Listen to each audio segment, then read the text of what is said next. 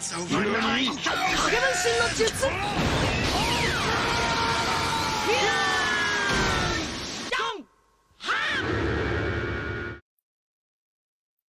Welcome everybody. Welcome to another episode. So next time you talk to him, tell him that his chin hairs was shit. Are they? Understood. I've been working on this for a long time. At least he got a beard, bro. You know, he already swapped it. I hate y'all. He swapped it. Always. I hate y'all so much. I got you, Maru. Appreciate you, bro. Yeah, Welcome everybody to another episode of The Filler. It's gonna be a good one. We have some all new faces this time. 4 brand new faces, or 4 brand new people, 2 faces and 2 other people. But I digress. We're gonna be discussing mental health today and streaming. We've done this episode before, but I just want to get another perspective from some 4 new individuals. And you know, one conversation about mental health is never going to be enough. So we're going to keep talking about this and helping as many people as we possibly can with whatever struggles they go through in life. But I'm really excited to have all these amazing people on. For anybody new here, my name is Maru. We host The Filler every Thursday. We talk about a new social topic every week, same time every week, 7 p.m. Eastern time. And yeah, besides that, I do a little bit of Destiny here or there, play some Among Us. But yeah, pretty much it. I'm going to throw it over to my co-host here, the Prince of All Saiyans himself, King Vegeta. Yeah. It was his birthday yesterday, so big ol' happy birthday. You ain't have to tell people that. I had to tell everybody, bro. You ain't have to tell nobody that shit. Why? Stop. Why do you like this? I like to start problems. Yo, I can see you blushing, bro. Stop talking to me with that. Telling me, bro, That deep voice. You gonna stop flirting with me, bro. You gonna stop. You gonna make me act up. I'm just playing. What's going on, guys? It's your boy Nogi. You already know what the deal is. Back at it again with another episode of The Filler with my lovely co-host, the man, the myth, the legend, the guy who will give Robert Downey Jr. a run for his money, Maru. Here today we have some very new faces, some very welcoming faces. First and foremost, I'm going to ask you guys to introduce yourself and let us know what you're about, what your channel is about, and if you have any projects that you're currently working on. If it's hush hush, keep it hush hush. Don't tell nobody. But first, we are going to start with Petty. How are you, gangster? What is going on? I'm good. I'm Petty. I'm actually a recovered drug addict, so mental health is pretty important for me. And I do talk about it a lot on my channel, where I do a lot of Destiny sometimes, Among Us, and Dead by Daylight every once in a while. But I mainly stick to Destiny. I do a lot of raid helps. I do challenges from time to time. I do just a lot of Destiny content. I'm not a PvP player, so I'm sorry. No worries. But I do just a lot of Destiny content, and I talk about addiction a lot in my channel. Okay, fantastic. It's a fantastic thing, and I'm very proud of you as someone who has been raised by 2 recovering, drug addicts. That is something that is a very difficult thing to witness, especially at a very young age. So I definitely would like to hear a lot about your story and what it is you have to say about your experiences. And we thank you for being on the show. Oh, wow. Next we have someone who I have not had the pleasure to meet as of yet, but judging by anybody who has a beard, I hate him. Wow. I'm just gonna say that. Take it personal. Yeah. I've been trying to grow this shit. Shut up. I turned 28 years old and I still look 14, and it pisses me off. Sweaty. No, you get back here. You get back here. No, sweaty or not, please let everybody know what you're about, what you got going on, if you have anything that you're working on, and what your channel is about. Tell everybody about yourself. Well, I'm Sweaty or Not, or Alec, if you know me a little closer. I am also a recovered drug addict. So again, as Petty said, this hits real close to home, as well as with the streaming, it hits real close to home. I was in a dark place mentally right before I picked this all up, and this kind of allowed me to take it out of that dark place, for a final thing, which feels good. I've never been happier in my entire life. But as far as my channel, Destiny, Call of Duty, things I'm working on, I'll be doing Niobe Labs helps tomorrow with Jixer Clyde, so that'll be pretty cool. One of the OG world first Niobe people. Nice, Besides nice. that, just like to give back a lot through charity and meme around. Nice, nice. Well, again, like I told Petty, I'm very dedicated to hearing more about your story and her story and your experiences. And like I said to her, I'm going to say the same thing to you.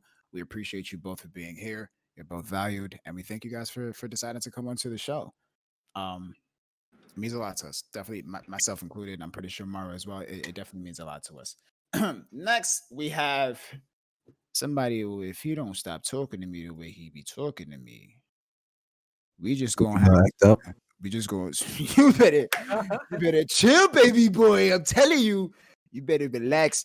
No, this man actually is one of the first people that we've ever interacted with on the filler. Not the filler, excuse me. Back in Little Light Radio days. Like he's Little one Light of the Radio. very first people that we've ever interviewed. He's actually one of the first community merch that we've ever received. I still have my shirt, by the way. That's insane, I man. still have it, bro. It's still in mint condition. It only has one small hole in the bottom left-hand side of it. I still keep it. It's still one of my favorite shirts. Destiny Players, ladies and gentlemen, or for those who know him, Ralph, who has a tremendous story. Please, sir, with that super smooth, succulent voice, please let everybody know what you're about. While I say Hey guys, Pink my name is Turtle. Ralph. I go by Destiny Players or DP, not for double penis or all those fucking weird names you guys give me. Double But penetration. or dolphin penis as well. They call me that too. But yeah, Oh. I basically run an Instagram page with 104,000 followers, and I also post merches, do giveaways as well. I post where Zuri is at, trials, and all that. I live in Haiti actually. I was born there, raised there. I came back to Haiti like 5 years ago, and it's been pretty crazy out there. But yeah. Nice, man. That's for those of you who know Ralph, we kind of usually have a small glimpse into the experiences that Ralph kind of endures, because Ralph does live in a pretty hectic, kind of environment, but yet he still manages to stay positive and still shows love to his friends, myself included, Maru included. So again, we appreciate you for being here. We thank you for being around. We thank you for taking time to be on the show. Thank you for blessing us with this voice, man. Bro, I appreciate you, bro. You ain't have to get close to your mic. That's the last time I'm not even close to it, bro. I hate you. Last but not least, we have another person who I have yet to really have the opportunity to meet. However, we appreciate you being on the show. Coney, please let everybody know about yourself, what you got going on. And if you have anything that you're working on, if you don't, it's cool. If you try and keep it hush hush, you try and keep it private, I'll be doing that. So we ain't mad at you. But please let everybody know what you're about, introduce yourself, and yeah, just go for it. So I'm Connie. I do like Twitter. I called shit. him. I Yeah, called him Coney. Coney. I'm sorry. There, you can pronounce it 10 billion ways, honestly. No, Connie. So I do I'm pretty active on Twitter. Honestly, right now, the biggest thing I have going on is like my own mental health journey. It is just like a cocktail of like PTSD. It's a cocktail of like anxiety, of depression. Like there's loads of stuff there. So it's kind of a struggle to go from day by day. So I haven't really been streaming too much, and I've been actually focusing mainly on that. But I do keep everybody in the loop on like Twitter. So normally when I do stream, sometimes I'll do like trials helps, if that. But I'll usually just like hang out in the game, just keep the atmosphere pretty chill. If anybody wants to talk about stuff, they can. So just kind of keep an open environment for people to kind of hang out and forget about how awful the world can be for any given amount of time. Understood. Yeah. I do 100% apologize. I You're good. hate getting people's names wrong. I'm You're so good. sorry. But we appreciate you for being here. Thank you for taking the time out to be on the show. Thank you for taking the time out to just bless us with your presence. And I'm again, all of the people who are here, I am very much invested in this topic. I'm very much excited to hear about your stories and your experiences and get a glimpse of how the world is for you. Because for me, mental health is something that I take incredibly seriously. And one of the main things that I understand is that there is no one version of mental health. There are small diagnoses, but there's no real way to kind of get people to understand exactly how you experience your own mental health. And I like hearing people's perceptions of the world because it gives me an opportunity to learn more about them, which will ultimately make me a better person. So that is one of the main reasons why I do so. So we're gonna give it over to Mike. Maru. Sorry, I don't care. We're gonna give it over. We're gonna give it over to Maru, and he's gonna take it away. And again, everybody who is here, I appreciate you. You're very much appreciated here, and I can't thank you enough for being here and sharing your stories with us. Okay. Okay, Mike, Yeah. take it away. 'Cause I'm messing up. Just like Nagi said, I just want to extend that appreciation for you guys coming on, and obviously you guys know this is definitely going to be a safe space. Whatever you want to share, more than welcome to share. If you don't want to share, totally okay. Not going to force anything on anybody. And yeah, let's just make sure that we're obviously in chat, which we never have this problem, but let's just make sure everybody's just respectful of when somebody's sharing and stuff like that. But I do want to get into, and this is just kind of throwing this out there and anybody can kind of grab it. But to really go into how you got into streaming, and were you going through mental health issues before that, and was streaming like kind of like an outlet to help, or did you encounter mental health issues while streaming? Because I do know some people where, it's one of two things. One, they were dealing with some things and they were like, well, I need an outlet to try to help myself in some kind of capacity, and they went to streaming. And then I've met people who literally had no issues at all. They started streaming, and then being in this kind of environment, they started encountering that they were having issues with their mental health that they had to kind of rectify. So I just want to hear like everybody's kind of journey into getting into not just streaming but just content creation or whatever it is that you do. Again, this is an open out there for anybody, so whoever wants to grab it, totally go for it. I mean, I can go, I guess. Go for it.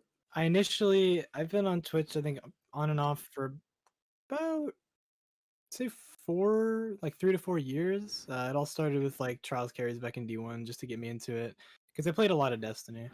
And I was naturally pretty okay at PvP because I played 5 years of competitive Call of Duty before that. So I kind of came into Destiny as like a game to chill out and play. So I just found PvP and like picked it up right away. So I started getting into streaming, kind of doing that, and then it kind of transitioned into building a community amongst a lot of friends and getting on Twitter. And I found that instead of wanting to be the best at the game, I started alongside my all my mental health issues. It felt really good to be able to form a community of people who care about you and like who want to like better you, and it really helped me a lot. Dreaming for all those years and building the community and like knowing the people I know on Twitter today.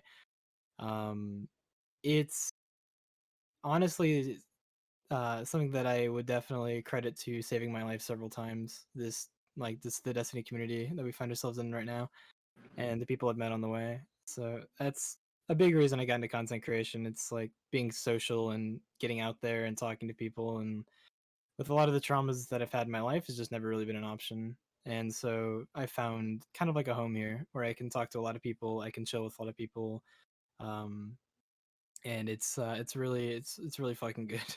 I'm a lot happier now than I was before, and it is just a really powerful thing what like community can do for you. So that's kind of why I got into content creation and where I'm at now. That's awesome. amazing. That's amazing, man. That's really good. That's like I felt that. Thank you for sharing that. Yeah, If no anybody worries. else wants Yeah, to, I want to share too. yeah, go for it. So the first time I played Destiny was basically on my birthday. I basically was watching like those sci-fi movies, Sharknado. If you guys watched that movie, Oh my Mhm. god, yeah. And there was like a advertisement, right, of this hunter blinking on top of a cabal and just like throwing grenades and stuff. I'm like, yo, what the hell is this? Like, that's a freaking dope ass game, you know? So I pretty much, bought my PlayStation the same day and downloaded the game because, I got downloaded because I'm in Haiti. So Right. like, when I downloaded it, I fell in love with it, and I met so many fucking amazing people. There's some people I met from the IG community that known me before I even had my IG. So like, having a game to express yourself, to show who you really are, is super important. Because like me myself, I've been through a lot of shit, man. Like, I feel like I went to war, bro. Like, I'm being straight up with you guys. So like, playing this game makes me feel better. I think of only the game, not really the outside world. I can just be in my middle world and like, play the game, have fun, talk to other friends, about common stuffs, common struggles. So that's how I fell in love with Destiny. And I'm like, yo, you know what? I'm gonna call myself Destiny Players because this game defines me. That's why I call myself Destiny Player. That's I remember like I said, I remember when me and Mike and Mike first started thinking about what we wanted to do with Little Light Radio, because Yeah. I tell everybody a lot. Again, it's crazy how often we've told this story, Mike, and how every time we tell this story, there's always somebody who's like, what? Oh my god, what? Maru used to be my boss at GameStop. What? Yeah. See? See? There it was. I mean, I could On see cue. Maru used to be my boss at GameStop, and I think like he played Was he a Destiny. good boss? We was he a good boss? Nah, he was great. He was great. He was great. He gave me he was actually a pretty good boss. He tried. The only problem is that he tried to satisfy everyone, and it kind of bit him in the ass afterwards. But nonetheless, that's because he has a good heart. That's because Good guy, Maru. he literally tried to take care of everybody, and they just exploited him for it. Except me. All I wanted was just a couple days and maybe one or two midnight launches of a game that I personally wanted myself. That was it. That was all I wanted. I didn't ask him much. That's exactly what he gave me. He gave me a couple days because I had another job. But originally the way that Little Light Radio started was because I was majorly invested in Destiny. The first trailer that I saw was and I always forget his name. He's the antagonist in the new Far Cry game that's coming out. He's the one that gives his son the grenade and tells his son to hold it while he walks him around the house. He was in one of the live action commercials. He was reading a book to a kid and he was talking about the Traveler. And there was like no context. Yeah. Right. There was no context of the commercial. You had no I idea what he was remember talking that. about. And all it showed was Bungie that like blinked out and then Destiny. And I was like, this is the greatest thing I've ever seen in my life. But it made no sense. Nothing made sense about it. But I used to play, I was like super invested into it, and I was always talking about it with customers. And I didn't know that Maru actually loved the game just as much. So when the game came out, we all found out that we liked it. And then we found out that Mike, Purple Juice Man, who worked at the GameStop down the street, he also played it as well. So we all decided to originally come up with this clan called Lords of Canines, which we then chopped, and then it turned into Little Light Radio. Destiny Players was literally one of the first I had my mic, sorry. Destiny Players was literally one of the first collaborations that we made when we first decided to transition it out of a content creation page of scripted content and turned it into a natural, genuine podcast, which ironically is probably one of the main reasons why the filler exists today, because we kind of worked out the kinks that Little Light Radio failed at, and we're now achieving it better this way. Definitely minus. We're not gonna get into that, but that's just it's just like whatever. So yeah, like it's crazy how Destiny like affected so many of our lives in such a dope creative way. Because literally, me and Mike would have never known any of you if we didn't tell each other that we both liked Destiny at the time that we did. So it's crazy how all of this like syncs together because of this one game. Time's weird. Times are weird. Puppy. Weird. That's my dog, bro. I'm sorry. No, you're good. Mine's a potato in front of the door. You can see she's not barking. it's my pit bull. She's like happy or something. I just have a But yeah, I naive wanna potato. hear from Sweaty and Petty if was Destiny like your guys' first game getting into streaming, or were you guys streaming before that? And then kind of just like got into Destiny afterwards. Go ahead, Um, Sweaty. I mean, I've been playing Destiny since D1 day one. I've made numerous amount of friends that I would consider to be some of my best friends to this date, and you know, it's really those friends, more specifically my clan, you know, they've carried me through a lot of tough times throughout the years, but I didn't get into streaming until the last day of October last year. So it hasn't even been a full year for me yet.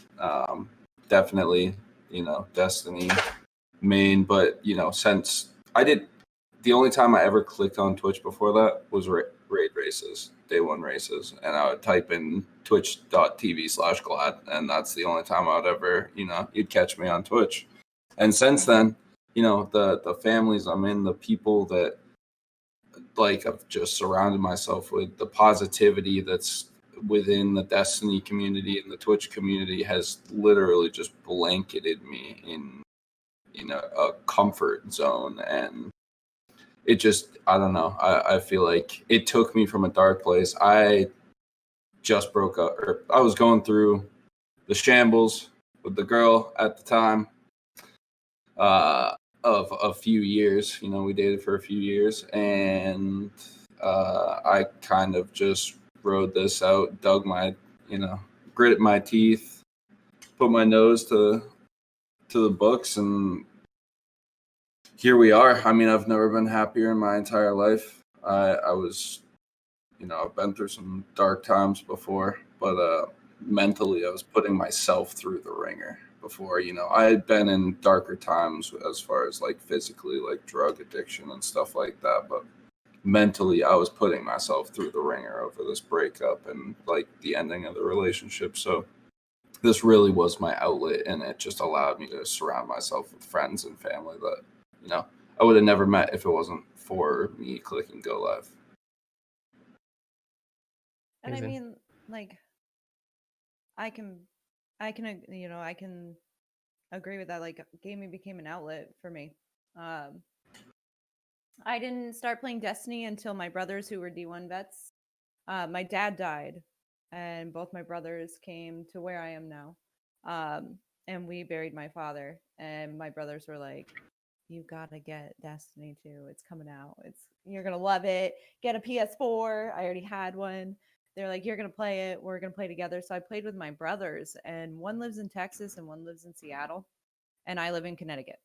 So we are as far away from each other as we possibly can be. So I started playing Destiny because I miss my brothers. So like I got to hang out with my brothers, you know, on a pretty much daily basis because they're gamers like I am too. And I decided to start, you know, learning the raids, and I started teaching the raids on PS4, and then I hit broadcast from my PS4, and I sat on my bed with a fucking controller and a shitty headset and my phone in front of me to watch chat, and like it was so terrible. But like that right there got me to meet like Red Queen. I started gaming with her. She's become like one of my best friends on here, and that started opening up. She was, besides Glad, because of course, you know, I used to watch Glad too. And I've been streaming for a year and a half now, something like that. And I've met a lot of really great people, and I have a really great community around me because my mental health is not stable. I can't say like streaming made everything better. Streaming has put a lot of stress on me as well. I'm not going to lie. I'm going to be 100% honest. There are times where I don't want to fucking hit that button. Because, you know, I work I just quit my job. Today's the last day. Congratulations. For I hope so. for mental health I hope so. reasons. But we'll see until I find something else, because I also did retail for 3 years and I hated that. I did retail management for Yeah. Sunglass Hut. So Trust me, we know. I did that for 3 years before, and then I worked in bail bonds, and it's I just quit this job for my mental health, and like I worked 50 hours a week, and I streamed for 20, and I barely have time to see my husband. I barely have time to see family. I moved to Connecticut to see family, and I barely see them. So, I'm just every day is different. I am in a place where I don't necessarily want to kill myself. But there I've been there. And streaming gave me the outlet and friends and like a huge community behind me because man, sometimes without that community, I don't know where I'd be. So that's what really got me here, sitting with you guys. But you hit on two topics that kind of rung through with me. Like, I'm not a big streamer in the sense, like, I'm not doing 20, 30 hours a week. I really honestly do this a few hours a day, and only for a couple of days. But that feeling that sometimes, like, you want to stream, but you really just don't want to press that button. You just don't want to put yourself out there because that's what you're putting yourself out there in front of however many people to be judged, whether you want to think of it like that or not. Because people are going to come in and they're going to judge you. And I've been lucky with the fact that I haven't had any trolls. I've been really lucky with that. But I do know that there's times when people are going in and they're just, at the end of the day, we're just trying to play fucking games. We're not, we're not trying to like do anything crazy. And there's just some people that come in and they just want to mess with you, and that really can fuck you up, especially if you're in a good place. It only takes one messed up comment to really get to you. So I definitely feel you on the whole not wanting to press the go live button. And then also what you were saying with time. I work 40 hours a week, sometimes a little bit more, and then it's hard to balance 40 hour it's hard to balance a job, however many jobs you have. And then if you're in a relationship, you have to balance that. And then you have to sleep and you have to do whatever chores you have to do. And then you also need time for yourself. And that's what I'm trying to work on, because for me, it's easy, and I'm lucky with my wife, but it's easy for somebody on the outside to look at you when you're streaming and be like, well, that's your time because you're playing games. And it's like, no, it's not, because I'm doing something a little different than just playing games. I'm building up relationships and making friends and making connections. And I don't know how it is for anybody else, but for me, when I'm talking to somebody or when I'm doing something with other people, you're absorbing that energy. And I do that, like, it's a lot for me. So after a day of streaming or after a day of hanging out with people, I'm exhausted mentally. like, Yeah. like my energy is gone. I have nothing left to give anymore. And it's very difficult, I think, to balance all these different things, because you have to work. Obviously, that's no choice really with that. And if you have somebody else that you're with, you want to make sure that you're giving them the time that they need. And then you're streaming. And then, when, as all streamers pretty much know, your job isn't done when you're streaming, because you have to resource and network outside on Twitter and social platforms. And it's a lot. It's a lot. Every day is almost like you can plan as much as you want, but when you wake up in the day, it's going to be a challenge, as much as you can prepare. And I think people from the outside, when they look at streamers and they say, well, you're just playing games, it's really, there's a lot behind the scenes that people don't realize and don't understand. But yeah, so yeah, I just want to say those two things you had said was really, really kind of resonated with me. So I appreciate you with your thoughts and what you shared. There was a question here that appeared in chat. I think I hope I didn't lose it. Man, I think I lost it. It was basically asking, how do you guys kind of deal with your mental health in the times we're living in right now? With COVID, we're stuck mostly indoors for the most part, depending where you live, and you're not able to kind of like go out and interact with the people you might be interacting with on a daily or weekly basis. So since this whole thing has happened with quarantine, how has it been for you guys and your mental health? Well, can I talk? Yeah, go for it. Well, for myself, since like I'm in Haiti, they estimated over 1 million Haitians would die because of COVID, but our remedies actually saved us. Like those plants and stuff like that. Like we believe in natural healing. So I've been pretty much telling almost all my friends that have COVID from the States, some people from my G community, Twitter, what to take if you have COVID, because I know like the things are really good for you to actually help you out when getting sick or thinking that you're about to get sick. So for me, Haiti, there's no cases. There might be cases, but I don't see anyone dying, honestly. I don't see anyone dying from, COVID itself. There's some people that are wearing masks in my business, like, like we own a family company, and we pretty much tell people to wear masks, but they think that the whole mask thing is bullshit, But for myself, I've been okay with that. Like I can actually go and work out, but there's sometimes, there's riots going on or people killing people out of nowhere. Like I would legit see people getting shot in front of me, like straight up. I would see some fucked up shit, man. Like that would just like ruin my day. And you guys probably know about this because you guys see what I post and stuff like that. So, but yeah, I work out at home and I work out at a hotel near my house. And honestly, that's probably the best medicine for me since, like I was pretty much downing myself, always pushing myself in a hole, like a dark void place, just because of the way, I live. Like I gotta be tough because, in my country, if you're not tough, you pretty much, if you fail, you die. That's how they think. So, yeah, that's it. For myself, I've been great. Like I've been great, not mentally, but like COVID situation. There's no COVID situation here where I'm at. Mine really hasn't changed at all because I didn't really leave the house too often before. It kind of sucks because you're almost like it feels like you were always able. Like for me, it always felt like I was always able to. Like I always had the choice, but now it kind of feels like I don't. So it's kind of weird how that works.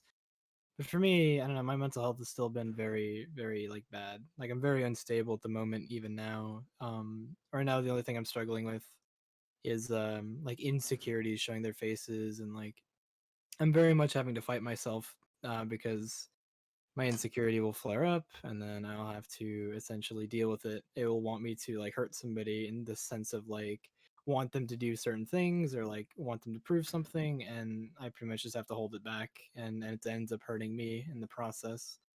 And so pretty much my mental health is just kind of weird because I kind of have to end up I pretty much have to fight my head every day just to stay alive. Um and I know I've been very vocal on Twitter when I'm feeling like really down, and I try to very much communicate when that happens, but quarantine itself has not really affected it too much, but it's kind of just perpetuated it more. Um, that it is very much like still an issue, and if anything, it's just kind of made it so I have no option to go out and do those things because of certain problems like PTSD that I have from just loads and loads of traumas of social situations and just a lot of really really shitty things. So for me, it's very much like a trapped kind of feeling that it is provided that like I don't really have the option to go out there even if I wanted to. Also, in terms of entering adulthood and getting things in order is also made processes and getting an ID was a headache more so than normal, and like a lot of breaking into adulthood things like are very slow right at the moment and not as functional as they usually are. So uh it's kind of just created more hurdles for me to have to go through and a lot more issues. So it hasn't really been too great.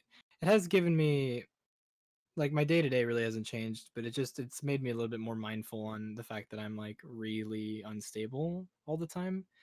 So I've made some progress in like mental health professionals and getting help. So it's been a good perspective, but it's still like a very sort of painful thing that makes life just a hell of a lot harder than normal for me personally.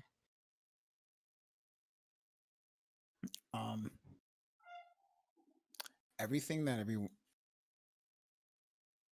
the hell just happened? Everything that everyone is saying right now is like super meaningful to me, mainly because like Sweaty, you had you had expressed that you went through a really bad breakup.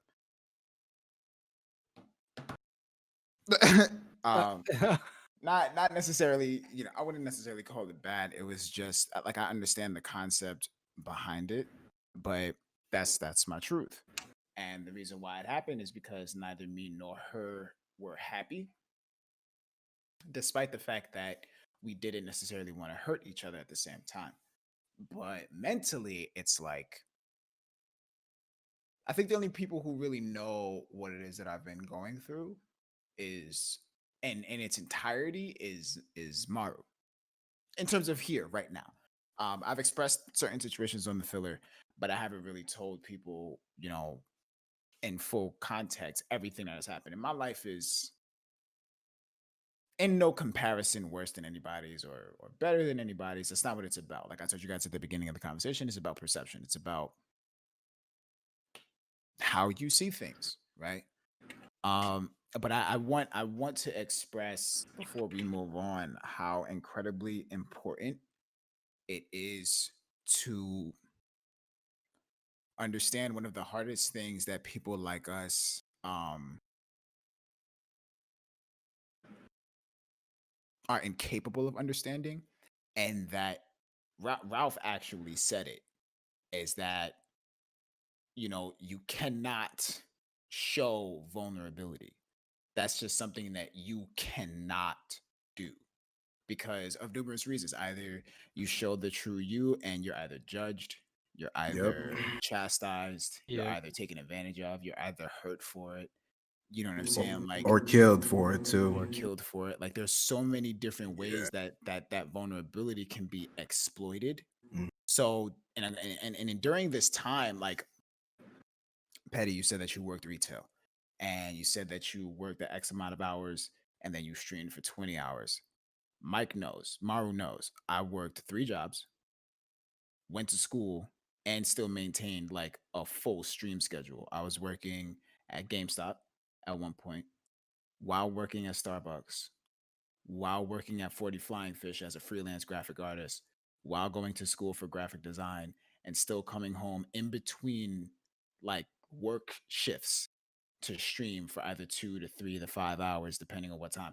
There were times where for months I was only getting 8 hours of sleep a week. Not having good mental health, not having good family, not really like not giving that time to myself to even process shit. It started like I was just packing boxes. I don't know if you guys ever saw what was that movie? Dr. Sleep? The continuation of The Shining? I haven't seen the movie, but I read the book. So you read the book, so you know how in his mind he kind of like packaged things in boxes. That was me. Like I just everything traumatizing, every little demon, ghost, murderous intent, all of those little bad little things was just packaged in a box, and I was the only one with the key. And then one day I lost the fucking keys. And it just took, and it was to the point to where there was one point where I had an anxiety attack for a week straight. I was going to sleep with anxiety. I was waking up with anxiety. I couldn't eat. I couldn't sleep. I fucking shaved my mustache and I wanted to punch myself in the face. I was so hard. Fucking do that. I feel that. It took you years. Why would you do that? I worked so hard to grow this.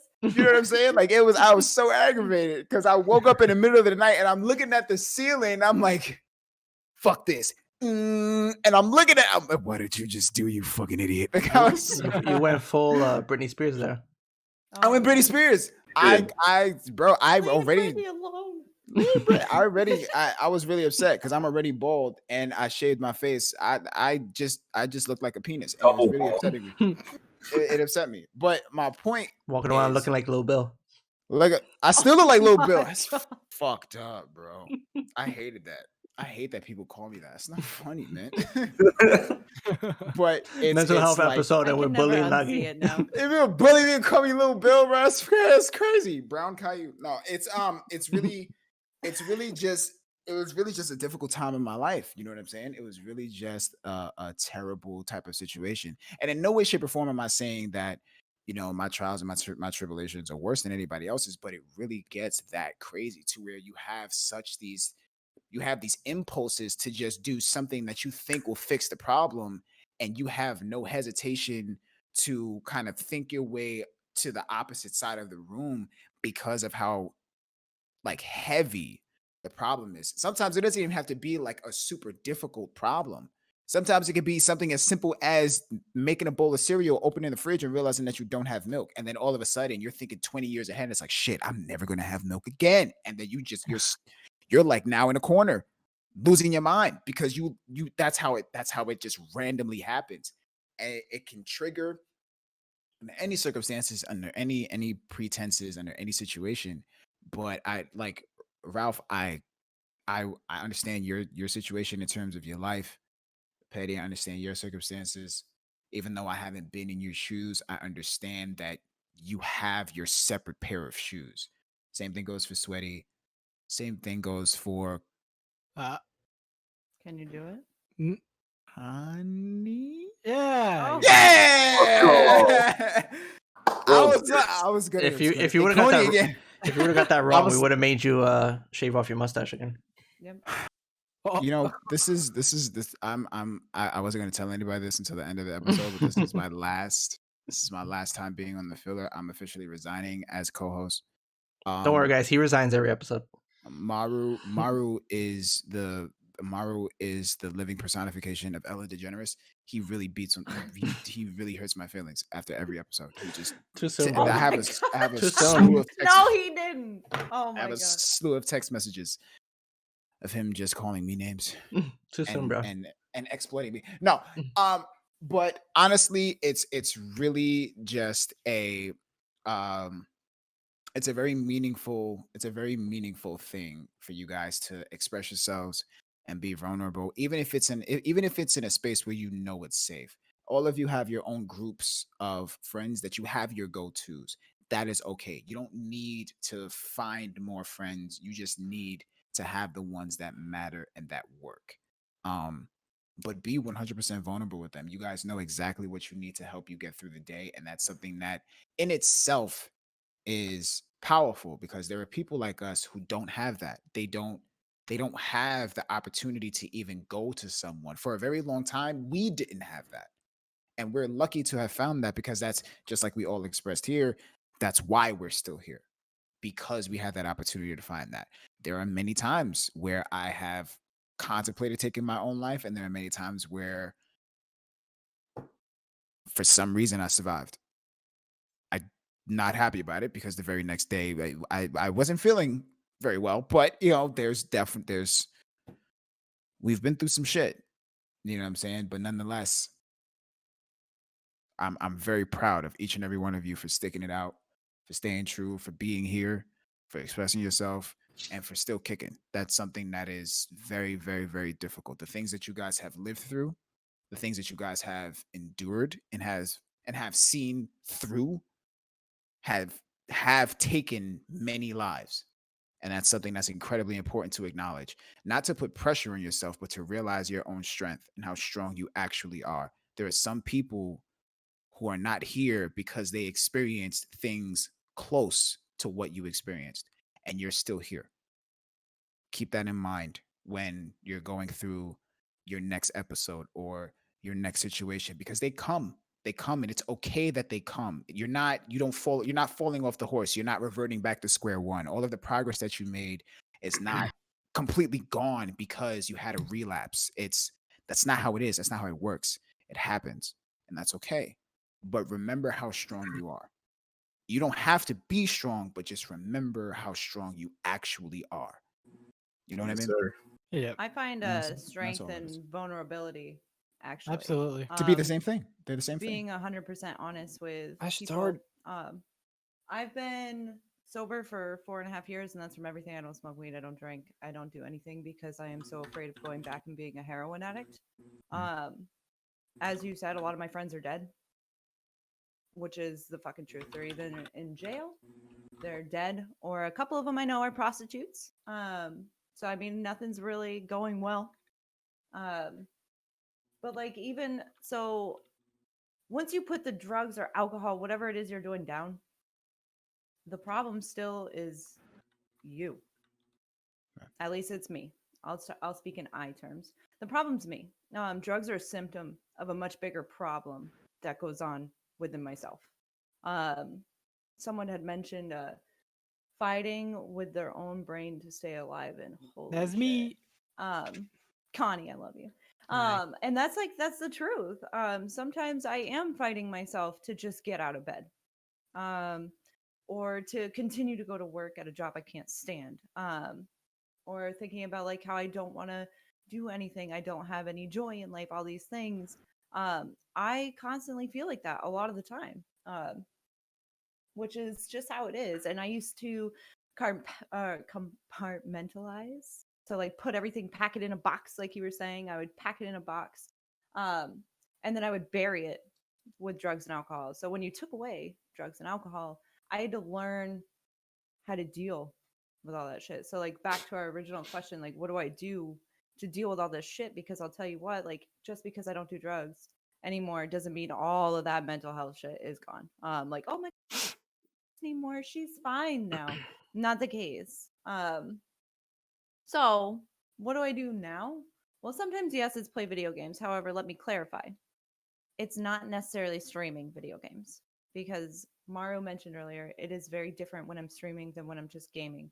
Right now, I play Sims in my free times, and I might be sitting in a Discord chat with someone like I have some really great friends that I've been like hanging out with lately, and I've been like 100% honest and vulnerable with them, and they didn't say, "Wow, you're a piece of shit," because that's exactly what I expected them to say. I've done a lot of really bad things in my life because I can tell you right now, when you're a drug addict, you're most likely, and if you're not, fucking kudos. But when you were on the path that I was on, you're going to do things to support that habit.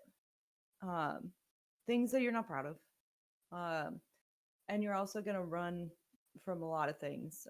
Like I'm a survivor of sexual assault. I'm a survivor of flat out rape. I have survived all sorts of shit in my life, and I used like I have PTSD from it, and I covered it up with drugs. So once all that shit was gone, here I am, without a way to deal with anything. So what do I do now? Now I moved to Connecticut first off. Not to run from anything. It took me years to get here. I was like 3 years sober when I moved here, but I left my support system.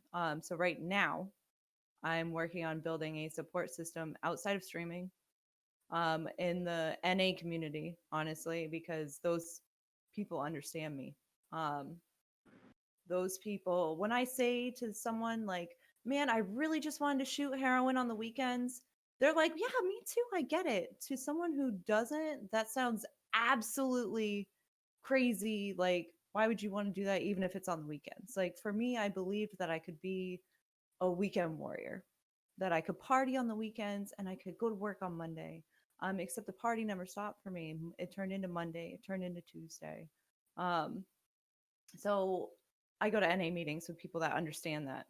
And they can see me on a path of destruction, which they can see it, they can recognize it because they've been in it. And they can call me on my bullshit. That's the most important thing for me, is that someone will flat out say to me, hey, I think you're doing some dumb shit right now. Maybe you should work on it. Because accountability for somebody like me is really important.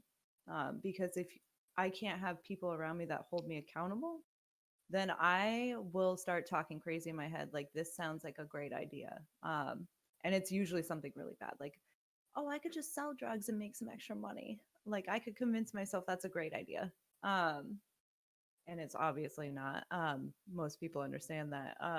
But to me, I can make that a truth very easily. So I go to NA for accountability. I do yoga every once in a while. I don't like working out. I have a friend that made me workouts, like made them for me out of the kindness of his heart, and I flat out won't fucking do them. I like to eat a lot of food, pizza, tacos. I like I can't go to the movies or do anything fun, so I just eat and hang out with like my friends in a Discord channel, and like I go to like a meeting or I do a Zoom meeting because there's a lot more of those recently. Like I might take a really hot shower and do like my hair really nice and a face mask and shit like that. Watch some TV and then I binge watch because I'm really unhealthy with my TV watching habits. But I like to think that sometimes I sit down and watch TV. Like I ask this question in my chat a lot. How's your mental health and what are you doing for self-care? Because not because I really like I want to get ideas because there's so many great ideas for self-care. It could be something like I had people say like I just go for a drive with the windows down, like listen to music. There's so many great ideas that I gather from people and I use them and I do them for myself. Like I share ideas or like I'll tell them like what I did that day for self-care. And sometimes it's something small like I got out of bed today. I put on pants, which I probably didn't, but like I got up and I went to work. It's something, it's just the small things too that are just as important as the bigger things to me. So yeah. I'll stop rambling. I'm sorry. No, no apology. I you hit on something that kind of struck a nerve again, and it was like the mind is very, very powerful, and it can really play a lot of tricks on you. And sometimes you won't even really realize anything until sometimes it's too late.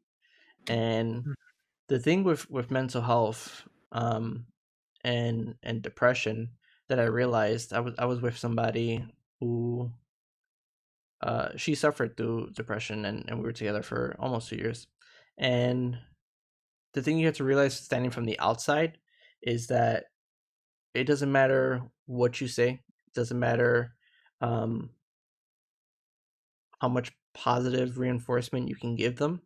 What I realized was that one, it's good for me to be there and for me to support, but really at the end of the day, when it comes to mental health and when it comes to your own like sanity and fixing yourself, is that really it all falls on you to do it. Nobody can magically say something that's going to just snap and depression's going to be gone, or everything's going to be gone and fixed. It's really taking a step back, assessing everything, and then working on it every single day, um, for for a long time, sometimes for your whole life, because it's never just going to disappear and that's it. But really, you have to want to change, and if you don't want to, and if you just kind of wallow in it, it's gonna eat you out alive, and it's gonna just completely consume and destroy you. Um, and that's what I learned standing from the outside, and then standing in the inside and circle and dealing with my own like mental health issues. And I'll be honest, I haven't experienced really anything close to some of the stories I've heard, and definitely what you guys have gone through. But I've gone through a couple things here or there, and one thing I kind of dealt with was anxiety. And the first time I ever got like a panic attack or anxiety attack, I was like, this is the worst fucking shit I've ever experienced in my entire life. And I was like, I can't deal with this. And it was a solid, I think, man, it was a solid week. I had anxiety every single day. There was one point, I literally didn't, like, I kept calling out of work. And I think it was like a straight, it was probably 2 or 3 months, probably 2 months. And I probably called out like half that time. I would go to work like once or twice a week, and I was really lucky that my job was very supportive throughout the whole thing. But going through that for the first time at the age of, I was like, what, 26 was the first time I really started dealing with it. I was like, this is insane, and I can only imagine for people who've dealt with this since they were younger. What was that? Wait, how old are you? I thought you were less than 26 right now.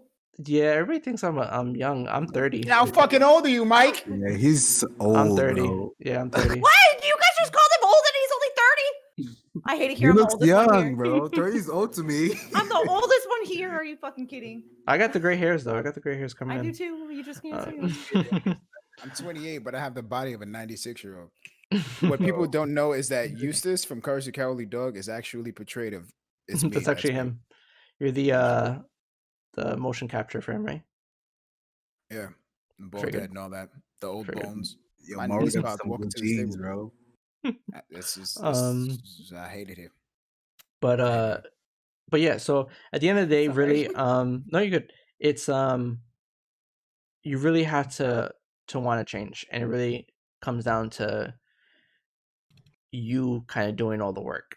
Obviously, it makes it a lot easier if you have a support system, but really it comes down to you making that decision and you making the change that you want to make. So I applaud all of you for, just like Nagi had said, I applaud all of you for being not on the show, but just here in life in general. You've all gone through your fair share, but you're here. You're doing things. You're making moves. You have people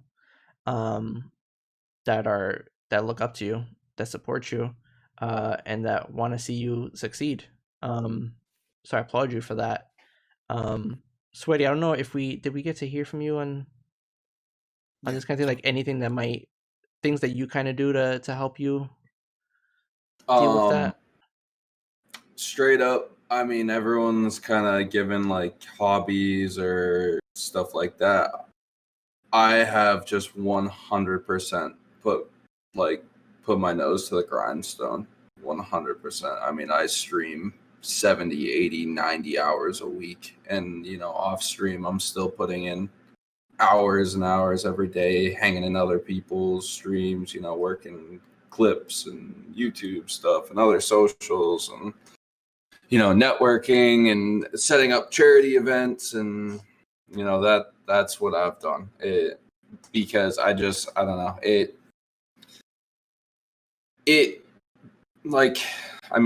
seems like everyone else, streaming wasn't their full outlet.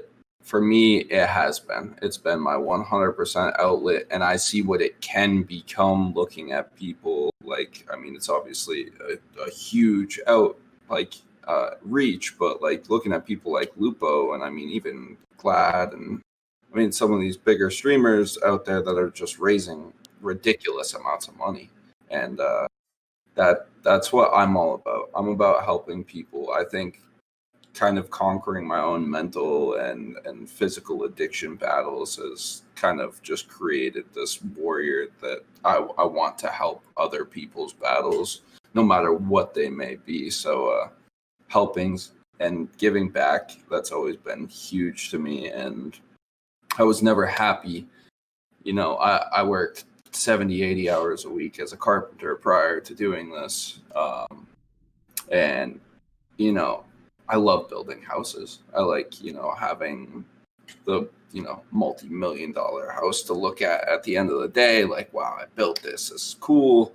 But, it wasn't satisfying me mentally because it wasn't allowing me, I was making okay money, solid money but I was just one person. I can't I could, donate $100 to charity here. I could, go down to the city, bring some big bags of warm clothes, stuff like that. But, Twitch has really allowed me to expand that in vast amounts. And that's just, it lit a fire underneath my ass. And now I'm just, I see the light at the end of the tunnel and I'm grinding for it. I'm ready to just keep climbing. I take what you just said. I got to be very careful with my words because I'm reading chat and you are all children. I haven't done anything. All of you are disgusting. No, all of you are gross. No, I'm joking. No. God damn it. I take what you say. I take what you just said. Bro, you are really walking on eggshells. Right? I'm like, bro, I Words know, are hard. bro. It's not that it's hard. It's that I know what I have to say, but I know that I take what you just said inward, emotionally. I hate all of you. I hate y'all. But I felt that. I felt that because it's a different thing, and I know sometimes it's difficult to kind of express and kind of get other people to wrap their head around it. With you, I'm 100% sure that everything that you just said, you had like I'm not sure if you were struggling trying to explain it, but in your head you see it perfectly. Like you see it clear as day, no hiccups, no nothing. But to try to kind of express that to somebody else so that they can see it the exact same way, for them it's hard to really get that. And that could come from the experience of you trying to explain it to other people and they didn't receive it very well, or they didn't understand it as well, and they thought that it was just like they brushed it off as something that was like less than what it actually is to you and how much it means to you. I'm gonna tell you right now, I broke bread with Lupo. I was in the same room with the man. The man is like 8 feet tall. I have no idea why he's that tall. It's weird. It's honestly terrifying. But I was in the same room with Lupo. And I remember this was around the time where his father had passed. And we were sitting at dinner. And it was me, it was Lupo, it was Cosmo, 5,000 watts. And we were all talking. And I had told Lupo, I was like, listen, like, you know, the things that you were sharing with with your family and with what you're dealing with is very powerful. And I'm like, it's inspiring. And I'm pretty sure that your son, you know, would be proud. And he looked at me and he said something I'll never forget. And he said to me, my son has no idea what's going on. All my son cares about is daddy and mom and pop-up. That's what, you know what I'm saying? Like he notices that pop-up is not there, but all he cares about is it's. And when he said that to me, it really hit me, because to connect that with what you said, it ties down to everything that I had said at the beginning of the channel. It's perception. One of the main revelations that I've gone through recently that's probably going to tie into what Petty was talking about is you said that you have done things that you are not very proud of to support the habit that you had. I'm telling you right now, seeing you on today, what is it, 9/24/2020 at 8:08 p.m. Eastern Standard Time.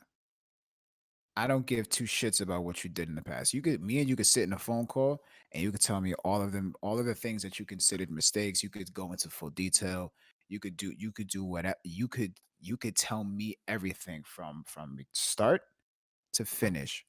All I give a fuck about is who you are right now on September 24th, 2020 at 8:08 p.m. And that goes for Petty, that goes for myself, that goes for Maru, that goes for Sweaty, that goes for everybody. That goes for everybody in chat, that goes for everybody on this episode.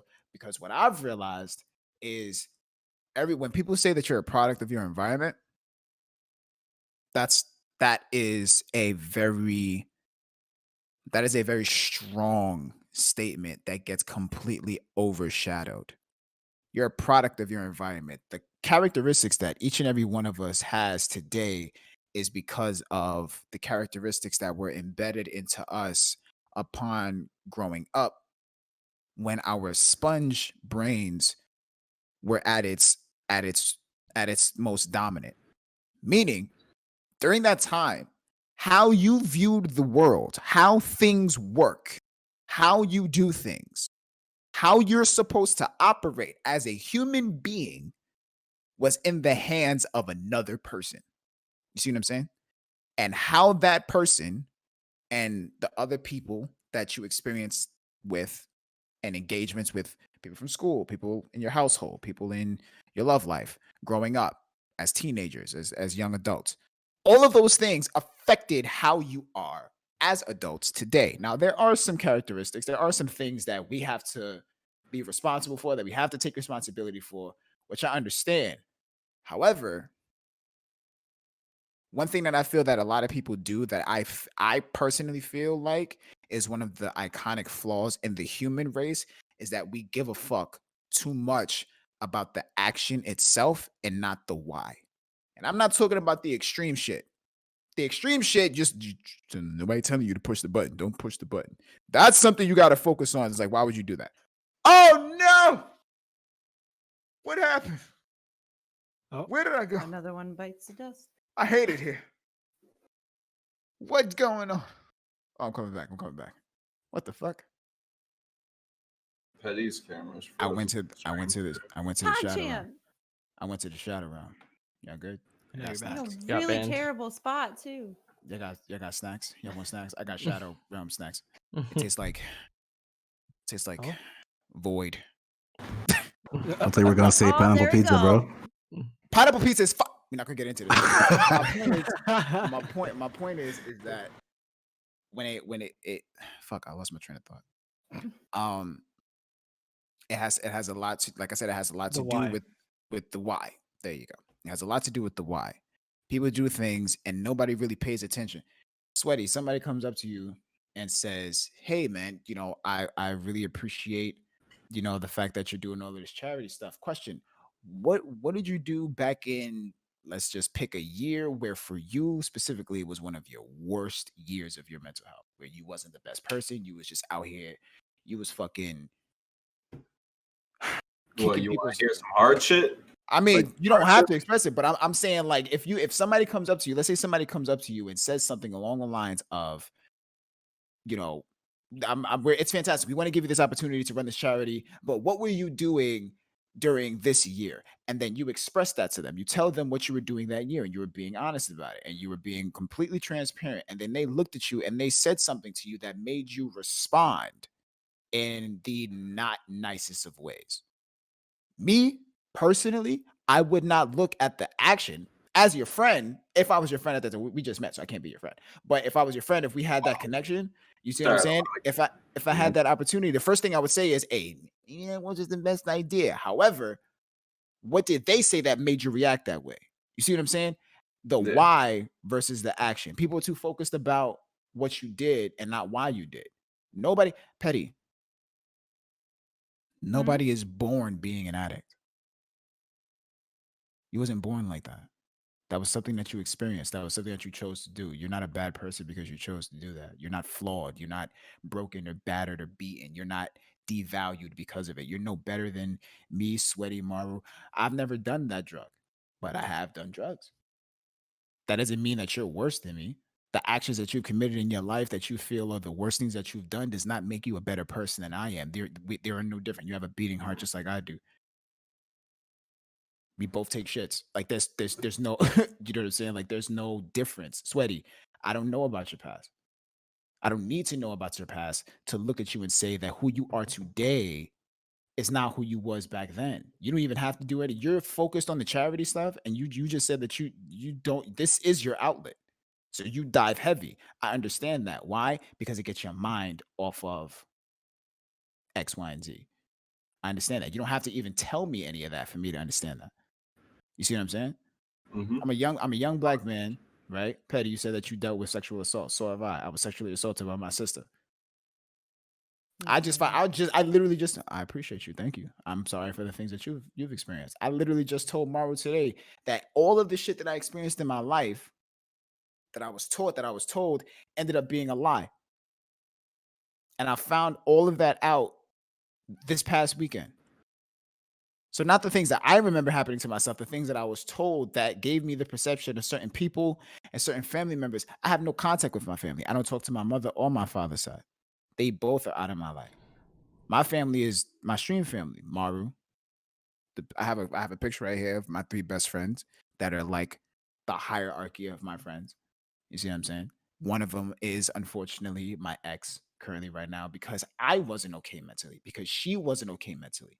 And the worst thing that you can do in mental health when it comes down to relationships is get with someone who is equally not okay. Not necessarily saying that the two of you are bad people, but that doesn't, it's hard to mesh that. And what destroys that type of relationship, no matter how good the relationship can be or is, what destroys that type of relationship is both of you being so unrelentless in your mental health that you can't hold each other up because you're both fragile. You're both frail. You said it yourself, walking on eggshells. How can you sit there and be a foundation and everything is made? It's a house of cards. It's a house of cards. You see what I'm saying? So the reasons why I say all of that to say this to each and every one of you. As someone who is going through his epiphany and going through his revelations of being into a better space, I know what it feels like. It's like everyone has done groceries, right? Everybody has done Mhm. groceries. Everyone who does groceries tries at least once in their life to do the exact same thing. We all try to make one trip, Always. right? Always try to Every make time. one trip. You know that Try. feeling when you're when. Hmm? All right, Oh, super okay, motherfucker. Mr. Perfect. Okay, I Right. see you. Again, you see my arms? I'm speed. I'm not strength. I hit you 4 times fast. I can't hit you 4 times strong. I can't do that. Leave me alone. Anyway, interrupting my metaphor, motherfucker. But my point is, uh, when you carry all the bags, right? And you know the feeling of holding all the bags. That kind of cooling sensation when you finally drop the bags, how it like starts from your arms, it kind of goes through your shoulders and goes down your back. That's what it feels like. That's what it feels like when you reach that moment in your mental health. And from that moment on, it's a situation to where your past no longer has control over what you do moving forward because you understand why your past was that way, why you are the way that you are today because of that. And that's what I'm trying to get people to understand now. That's why I'm saying to you, Petty. That's what I'm saying to you, Sweaty. That's what I'm saying to the other 2 people who are in here and everyone that's in chat, Maru, including yourself. It's really a situation where we have to understand that we are not flawed. We are responding to the things that we've experienced in our lives. You're a product of your environment. You didn't come out the womb like this I with have to this challenge you. mentality. Sure, of I course. have I'm to all challenge ears. you Mhm. because there's just something that you said that is super dangerous to Which is why. somebody like me. So when you said that it was a choice that I made, Mhm. so yes, it is a product of your of your environment, but it is Mhm. 50% a genetic predisposition to have what you would consider like an addictive personality. So it's Okay. not all environment; it's 50% your genes, which both my parents were addicts. So like I had Mhm. the genetic predisposition and I made the choice, but it's the same choice that maybe Maru made or Sweaty made or you made to Mhm. go drink at high school.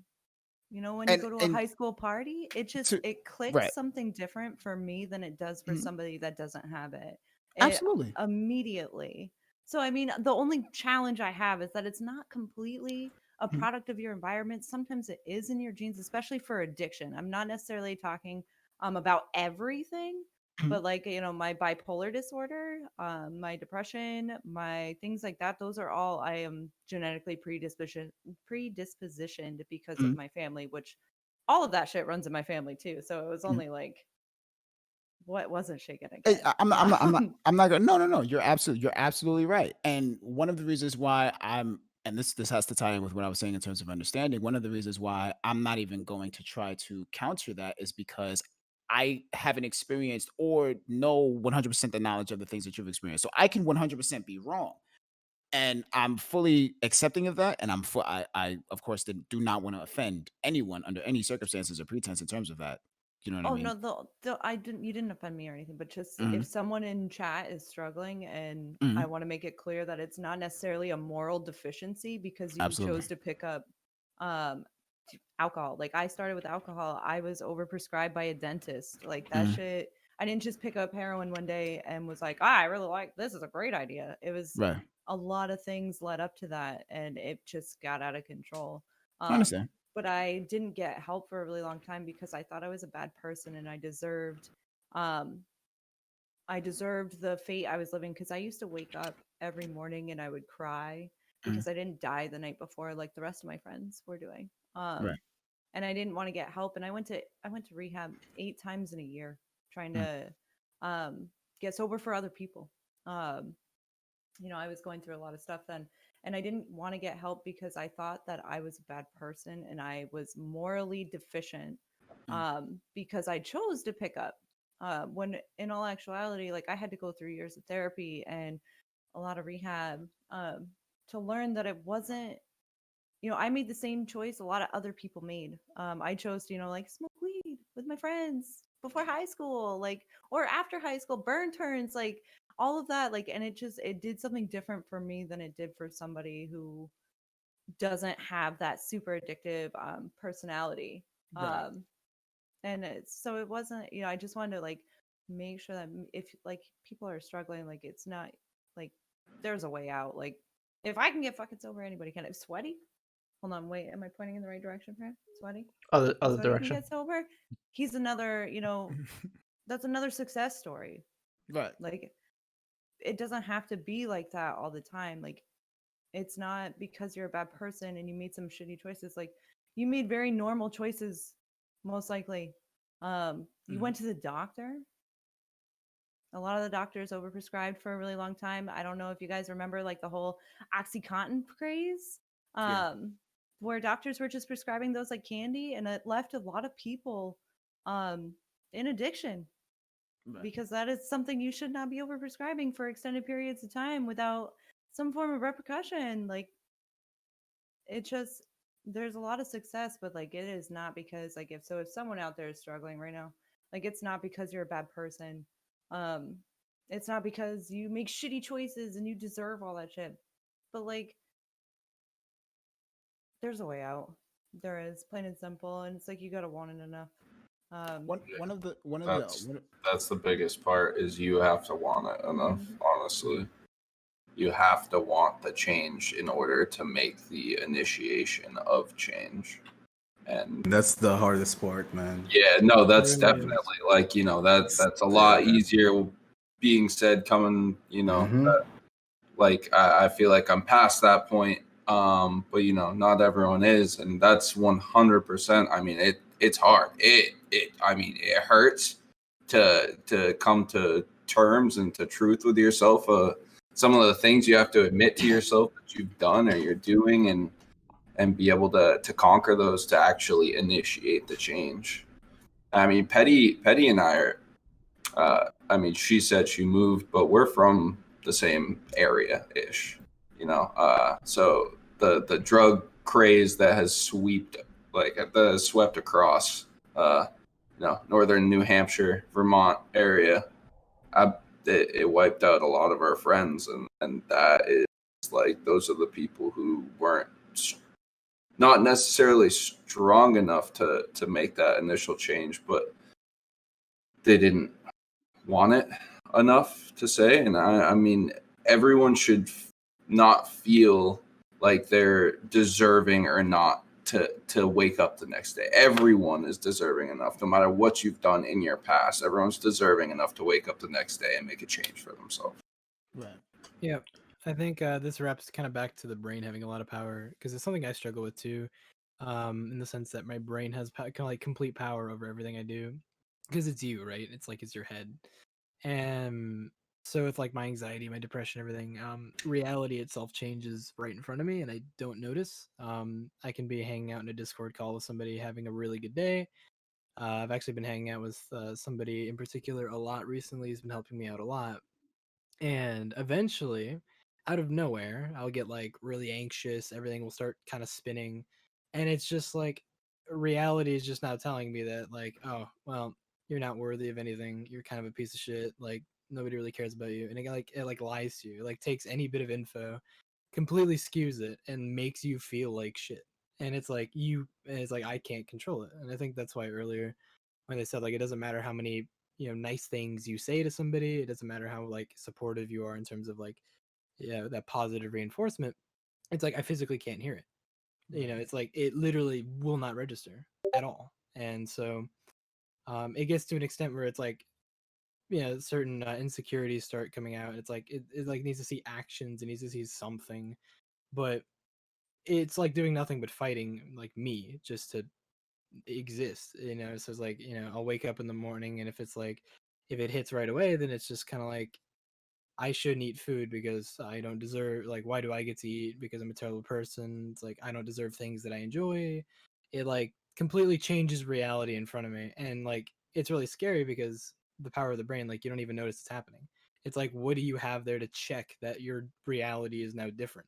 Yeah. And it just happens like right in front of you, and you don't even know. So it's like you don't know if like you're actually feeling bad, like particularly for some reason, or if just out of nowhere, like somebody's being really nice to you and they haven't changed, and now it just feels different. And like it's like if your whole reality is changing around you, like how do you know? Like, and if you have nothing to check that, like I haven't for a long time, you kind of just fall into like a spiral where you're like, what do you do? Like what can you do? And your entire life is telling you something different, and like it's as if nothing has changed. So it's really hard to actually like use willpower alone to break that, and it's fucking tough. It's really fucking tough. It's terrifying, man. I've spent the last 10 years legit just like eating and eating and like gaining so fat, dude. I used to be like a really, really skinny guy, right? And I would just like eat just to, stop that pain from like, hurting me. I would just like eat every day. It doesn't matter what time it is. I Yeah. would just like, eat and just, being lazy, being antisocial with my friends. Like I would never even interact with my friends. And then there was that point where I just, like I got up. I'm like, you know what? I should just, go to the gym, have a healthy life, because it wasn't gonna work for me, man. Like I would just like go to parties as well. Like I would just go to parties, not to even party with friends. I would just like go to parties and just drink and like consume that pain away, Like I've seen a lot, man. It all started after that fucking earthquake in Haiti, if you guys didn't know, 10 years ago. Yeah. And that's just the things I've seen, man. I've seen some fucked up shit, bro. Like a dead baby right in front of me. Like I've seen so many people dead. My friends died from the earthquake. My girlfriend died from the earthquake. I've lost so many people. My grandma. I've lost, I don't know, countless people, bro. I probably lost like fucking, let's see, 30 people that I fucking know from that earthquake. And that just fucking, destroyed me mentally. And I had to get back up, When I tried to get back up, I met someone and, she was the love of my life. I was like fucking obsessed with her and she was obsessed with me. And things got out of hand because we both were mentally drained, like we were pretty much having the same issues. Like I can't say what what happened to her, but she had like struggles in her life as well that destroyed her mentally, and I couldn't do anything to help her out, man. And I tried to commit suicide 3 years ago. I was holding a gun in my hand and tried to fucking take it away until a friend of mine that some people might probably know, I won't say her name, she randomly called me and then she's like, I know you're feeling down, what's up? And I had that gun in my hand and I was just about to just fucking finish it off, bro. Like I wait to end it, and she's like, no, don't do this, because you're a really good guy and you've helped so many people out of depression. Why are you trying to do that to yourself if you tell them not to do that? Like I've helped a lot of people in the community and on IG, also in real life. I've lost friends from suicides. I've lost a really good friend because his girlfriend cheated on him, so he killed himself in his apartment. And the girl also killed herself afterwards when she saw him dead. They hid that from me because they knew if I knew about this, I would fucking go berserk. I would fucking be, depressed. But when I found out, I'm like, shit. Like I wasn't depressed, but I was like, yo, he was a really good guy. Like when you know someone and that person is always happy. You see that person always happy, bro. Always joking around, making some corny jokes, make you laugh every single day. Like I used to be, I did high school with him, like some high school with him, and he went to Canada and took his life away when he was the only child. And that just broke me afterwards. And I'm like, you know what? I will never even think about killing myself. I would never even think about taking my life away or even hurt myself, because that pain will always go to your parents. It will always go to your family members, always go to your friends. Every time it's that person's birthday or death day, it will always stay. That pain will always stay no matter what. So me taking my life away wouldn't be the best choice because my mom, first of all, she tried killing herself 2 months ago, bro, and I saved her. You know, she suffers depression as well. She has heart problems, and I've always been looking out for her in my family, man. Like, I'm pretty much, me and my brother are the only ones in Haiti right now. Like, we own like a family business. We just, you know, helping people out, giving people jobs and stuff like that. But most of my brothers are like in the States right now. Well, my little brother came in Haiti to spend some time, but yeah, man, it's fucking hard when when you're feeling down. It's super fucking hard, man. I mean, Really I hard. completely resonate with a lot of that because my whole family has been plagued by suicide for a very, very long time. Yep. And I've legit lost so many people, man. Even this month, I've lost my great aunt to cancer, and I've lost my fucking dog. The fucking robber killed my fucking dog right inside my house. Yo, I've lost my cousin to COVID this month as well. I didn't really post about it because I always kept it to myself. I always kept pain because I'm always saying that, you know, pain is motivation. If you guys follow me on Twitter, you guys know what I mean. Like, every time you feel that pain, bro, you just gotta get back up no matter what. You just have to, because that's how life is. If you're here and, you know, you're young, try getting past 30, try getting past 40, you know, because you might be doing great things to other people. You might help people out. Like, I always post quotes about, you know, how life is, you know, how you gotta get back up, how you gotta keep riding, make that money, you know, all that. I've been helping people out so many times. Like, I don't mention it, but I've helped like legit 30 people out, bro, that had, you know, financial issues in this Destiny community. I'm not gonna say the names because I'm not trying to fucking, you know, I'm not trying to chase clout for that. I'm just saying that I've helped so many people because I know their common struggles. Like, I know what they're dealing with. Everyone has a struggle. And I really appreciate you guys for always being here for me, man. Especially you, Maru, and Nogi. You guys been there for so long, and you guys always been checking on me. So I appreciate it, bro. Like, I really do. Of course, man. It's one of the things you said, which kind of gave me like a thought, is that it is those people who sometimes seem like the happiest people, or who are always trying to help everybody else, that are going through some struggles. And it goes to like a belief I have, that you never know somebody's like true story, and you never know what they're dealing with, so you should never judge anybody at all, because you just don't know. And just because, you know, one person's going through a struggle, and if you look at it from the outside, it might be less of a struggle than what somebody else is going through, it doesn't invalidate the struggle that they are going through. Everybody has their own battles, no matter what it is, and you just have to be respectful of that. And I think with the way the world is, there's enough negative things in it that we don't need to put out more negative energy.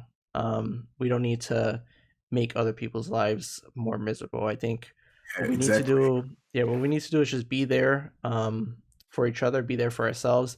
And listen, if you don't want to be there for somebody, that's totally okay. That's Can I say definitely your something opinion. real quick? Yeah. I'm not trying to throw shades at people, but there's someone in the Destiny community that you guys probably know, right? Like, I've seen some tweets that, you know, it makes sense. At the same time, it kind of aggravates me because everyone is living hell, you know, everyone is having like a, you know, common struggle, or, you know, financially problem, like financial problems, or, you know, the self-esteem and all that.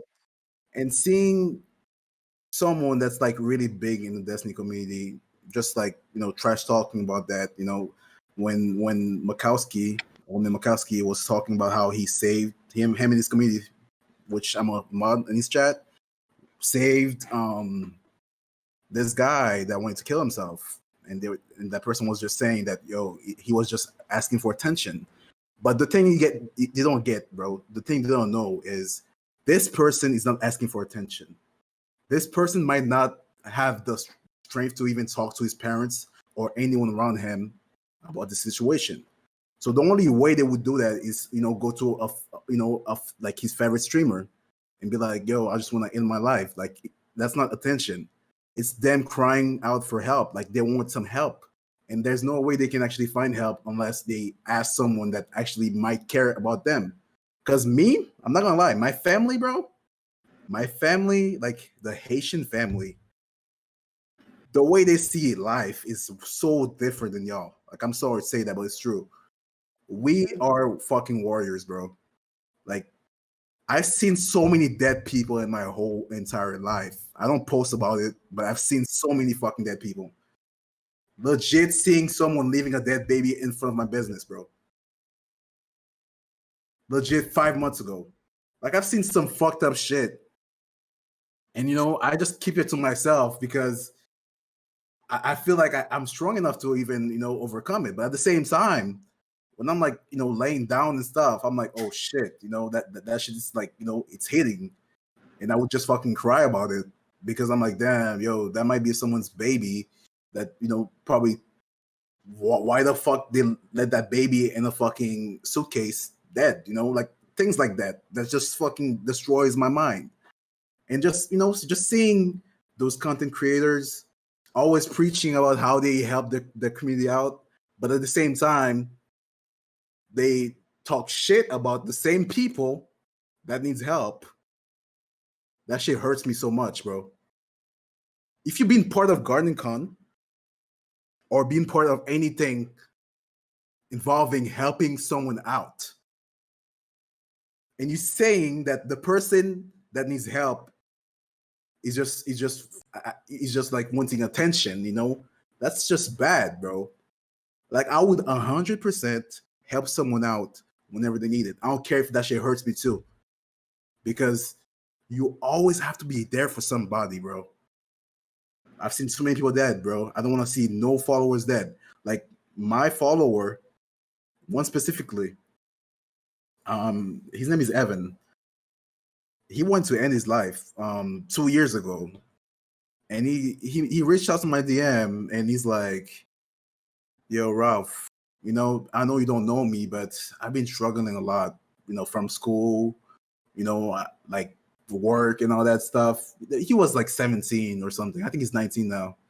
And he's like, I really can't do it anymore. I just want to end my life. And I'm like, why would you say that? And he's like, because my parents would never understand it. That's why I want to just quit.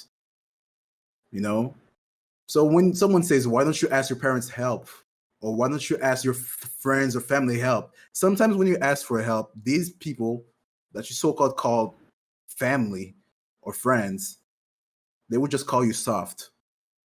That's pretty much why I never really reached out to anybody about my mental health. My brothers don't even know about my mental health right now. Well, my little brother knows, but like my older brothers and stuff, they don't know what the pain I've been through. Like, I don't tell them what I've been through. I got brothers in the States working, having a nice job and stuff. I don't tell them what's happening in Haiti. They would just see something on the news and be like, yo, you good, bro? I'm like, yeah, I'm fine.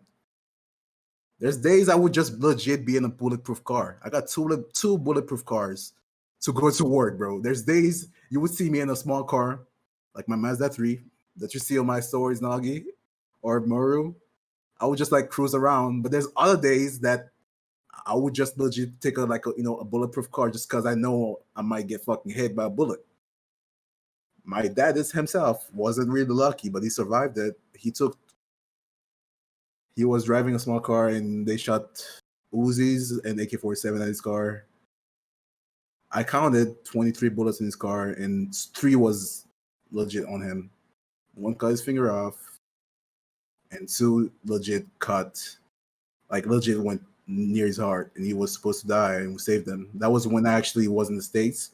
I came back to Haiti to visit him and that shit happened, bro. And somehow he ghosted. They still think he's dead. Like, my dad is still alive. We don't really have a good relationship now because of how he treats my mom and stuff. But, he's still here. Like, I still count. I still call him as a dad, but I'm not that close with him because of the way he would treat me as well. Because I'm not the perfect son. I'm sorry to say that, but my dad is kind of weird, bro. I got 2 light-skinned brothers, 2 dark-skinned brothers. He takes that. He sometimes thinks that I'm not his son, bro. Like, it's fucking weird, okay? But I'm just saying, always be here for everybody, man. No matter what, bro. No matter who you are, how famous you are, bro. It's the same people that make you who you are that needs your help. It's them that made you who you are. If you can't help them, then you don't deserve that position. And I appreciate every single one of you that's in here right now. Sweaty, Petty, is it corny? I don't know how you say it, but MARU, good, Connie. NOGI, you guys been through hell. And, even though we're not the same part of the hell, but we still share a common hell. You know what I mean? So, keep being you, because you guys are gonna reach your goals, man. Keep being you. Of course. I appreciate that, Ralph. I think what you were touching on, where kind of what I was saying was, we should be helping each other. We should be helping each other.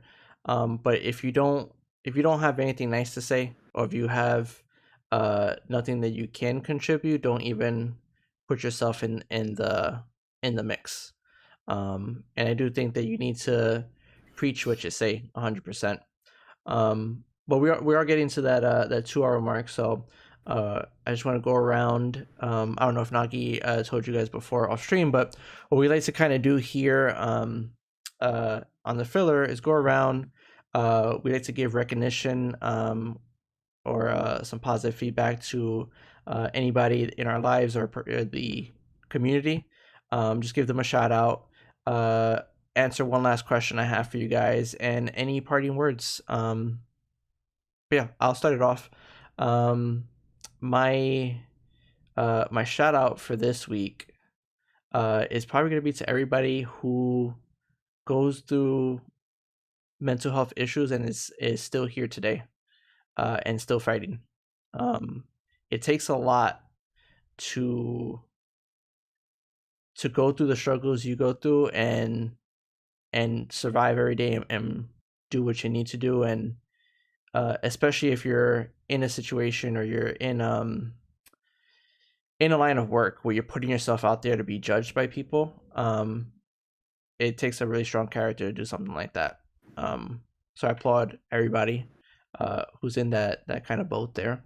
So yeah, we just want to go around and again, do your shout out. The last question I have is, if you want to give just one piece of advice to somebody who's dealing with mental health issues, yeah, just one piece of advice there.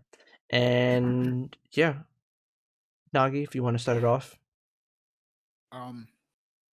Before I say that, I know I wasn't on camera, but I was definitely listening to everything that you were saying, Ralph, and I just wanted to let you know, man, that I really admire your level of strength and perseverance through a lot of the shit that you've been through. It's a very heavy thing to kind of have to live in that. And I appreciate you sharing your story as always. I just wanted to say that. Thanks, man. It's just part of my story. It's not all of them, but it's it's just a part of it, man. I can't really say much because it's too dirty, man. It's too I get you. It's too terrible, so that's why I'm not really talking much. And that's like I said that at the beginning of the entire channel. It's just about what you're comfortable with and never push past that. If I have to give anyone advice on their mental health, it would have to be it would have to be to just like Petty said, there's a way out. There's 100% a way out. However, there is a way out. You're not by yourself. You're not alone. There's a way out, and there are people who understand. And you can achieve what you're trying to achieve. And that's it. That's it. Oh, Nice. shit. Okay. Um, Nagi, do you Yeah. have a shout out or anything like that? My shout out today is Boma. I know that's like a common thing. It's like a small joke, but my shout out today is Boma, because she is trying so hard to figure things out, and she's not giving up, and she's showing a tremendous amount of strength and understanding and perseverance and love. She is fighting harder than I've ever seen her fight. And I really want to acknowledge that and appreciate that. So this week, today is Boma. It's Boma today. Awesome. Nagi, as always, best co-host on Twitch. Appreciate you. Nah, man. You the Even though best you co-host. always leave me on red. Yo, You know, I always leave me on red every don't, time I text bro. you. I promise. I swear to God, bro. That's not true. I'm so bad at texting him, and I hate it because it's not my fault. It's never. You know what? I'm gonna just take it up. I'm gonna just take it as responsibility. You're right. I'm sorry. I will be better. My bad. Apology accepted. Apology accepted. Okay. Just send me a nice picture next time.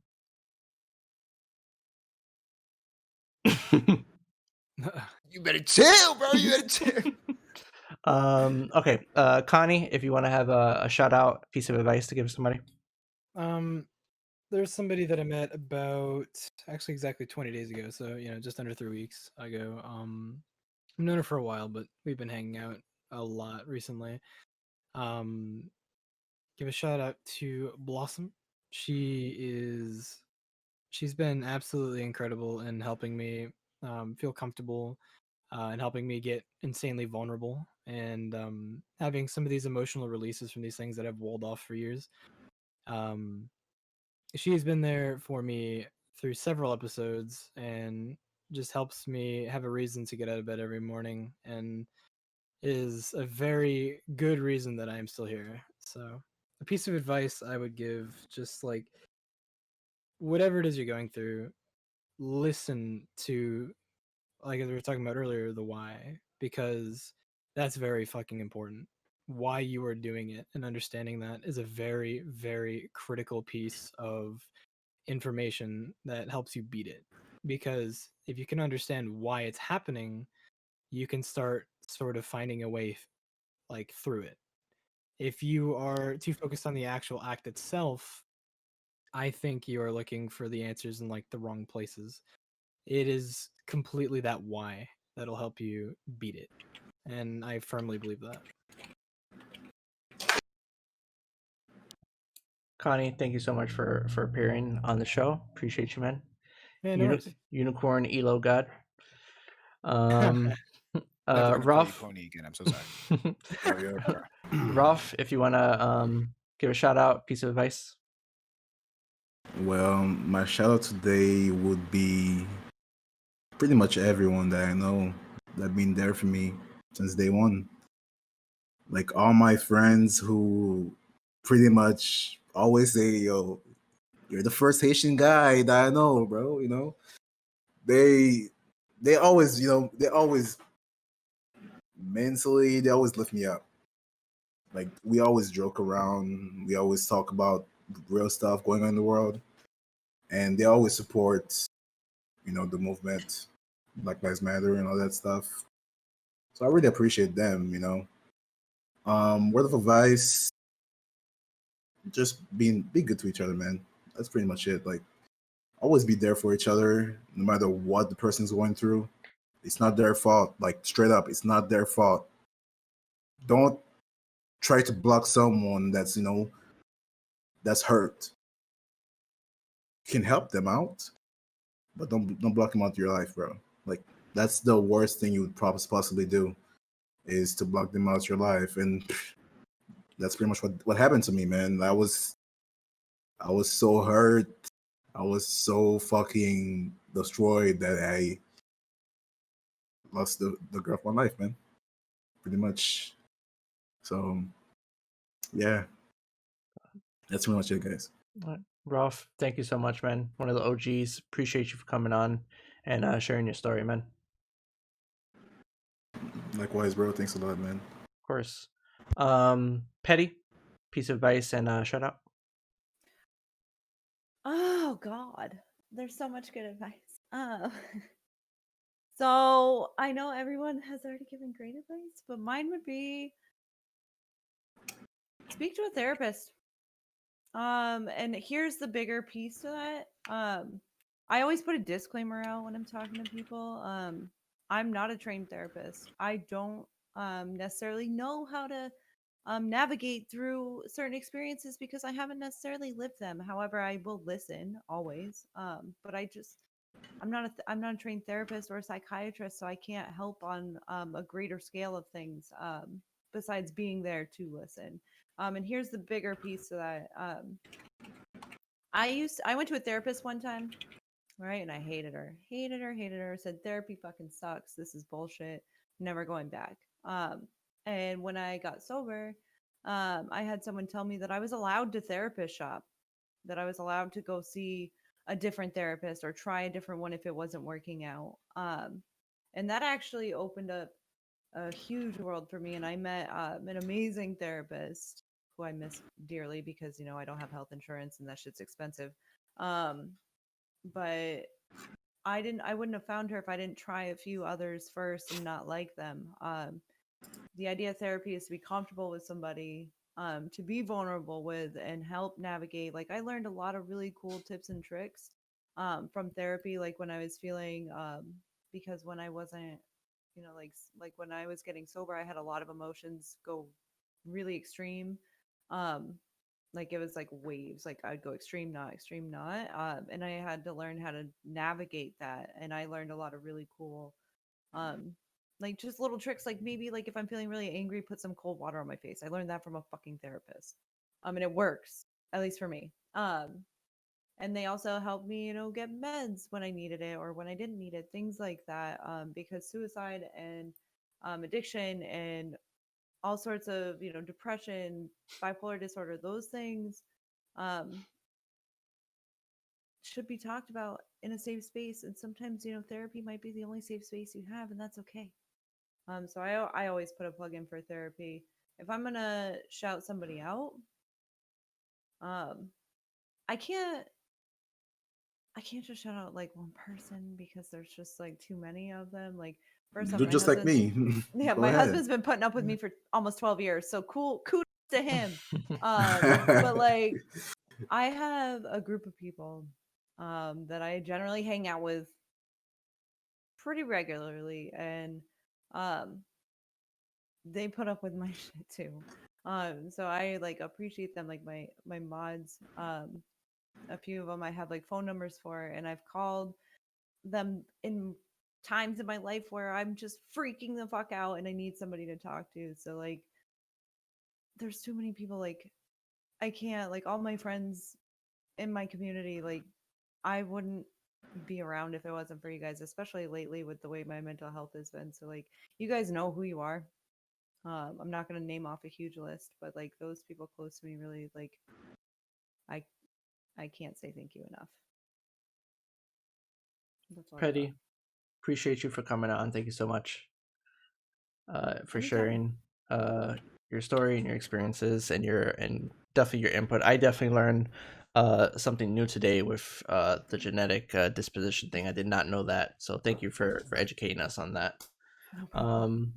Last but not least, he's sweaty or not, I'm not really sure, but Sweaty, if you want to take it away.